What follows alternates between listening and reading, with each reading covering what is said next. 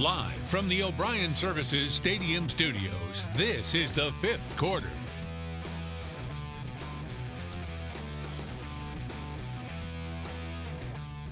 Welcome back, everyone, into another edition of the fifth quarter. I'm Tanner Barth. Alongside me, as always, Joe Catanacci. And Joe, tonight we finally got high school football started with week one of the regular season. Wow, so much anticipation, especially after last week's BB&T football jamboree was canceled for the first time in 33 years. So there was so much anticipation leading into tonight's kickoff. We finally got things kicked off all across the Cape Fear. The weather, well, delayed a couple of ball games. Able to get all of them in. Still some anticipation for some other schools. South Brunswick, Hoggard, still going to have to wait until, well, for South Brunswick Monday, Hoggard next week to get on the field. Hey, you got me pumped up. Let's do this, shall we? We start our fifth quarter game of the week. North Brunswick on the road at the Whiteville Wolfpack, and you know the fans showed up for this one. North Brunswick revamped this season under head coach Brian North.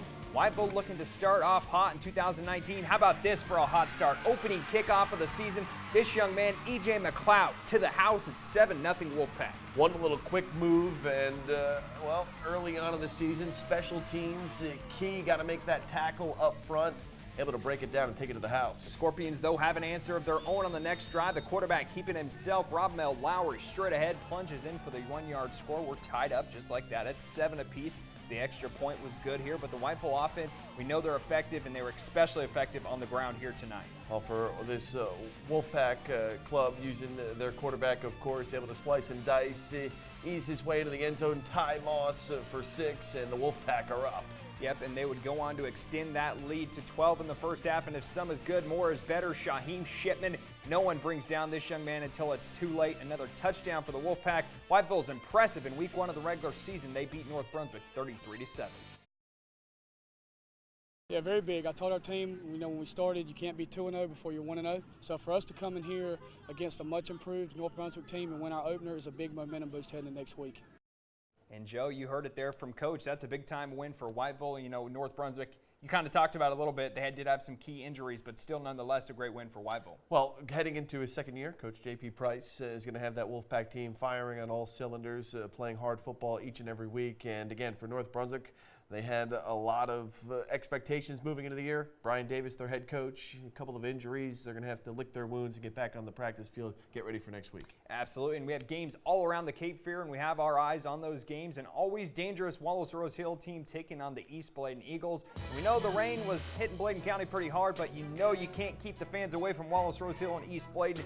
And it's the Bulldogs early on showing off the running game, and we know they like to run. It's Kanye Roberts here on the outside. Just so much athleticism and speed, able to use the middle of the football field, bounce to the outside to get to the sideline. Some big yards right there for the Bulldogs. And that would turn into a trend tonight. Might as well keep going with what is working. Bunk sweep, Cameron Dalrymple, the Navy commit, blowing through arm tackles. Touchdown made it 7-0.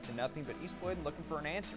Yeah, decent punt return here for East Bladen. They're from Zyquise Leach, setting up this run right around the off tackle. But the the Wallace Road Hills defense quick to the football tonight. And then once again, check it out, getting to the outside, it's the young man once again, Kanye Roberts. He goes in for the touchdown here, and we know Wallace Rose Hill, anytime you make a mistake, they will take advantage. And Wallace Rose Hill tonight, they were no match. They completely blow this one wide open, 44-0, the final score over East Bladen. Now let's go down to Tabor City, another Three Rivers Power. South Columbus hosting the Ashley Screaming Eagles, and South jumps right on Ashley. First quarter, Jordan Johnson, they say we graduated 23 seniors. Who cares? Took the words right out of my mouth, Tanner. South Columbus looking for some big replacements to fill some question marks from last year, and they get it going early and often for the Stallions. And then in the first quarter, up 7-0. And how about this run? It's one of the old vets on the team, one of the seniors, Rajon Graham, stumbling, thought he was down, but he says no. He goes into the end zone. What a touchdown run there. For South Columbus tonight, well, it was all Stallions. As you see her running around the left side this time. They go right, they go left again. Here's Latrell Brown, and South Columbus can run the football. That young man, to the house. To the house. South Columbus picks up where they left off. They win this one tonight in Tabor City, 34-0. The final score. And, that's a team coming in that we thought, maybe how would they look? We know Ashley was still in a rebuilding program, but how would they look? well, they looked impressive tonight running the football. That was one of the things we missed out on last week, kind of getting that preseason out of our system and into regular season mode. Well, now we kind of know what each of the teams have to bring to the table. We'll see how it shakes out as they look back at the film and get ready for the week ahead. Absolutely, and we still have a bunch of great games coming for you here on the fifth quarter. Ton of high school football action. We'll do a little Mid-Eastern Conference to see how those teams shaked out. Don't go anywhere.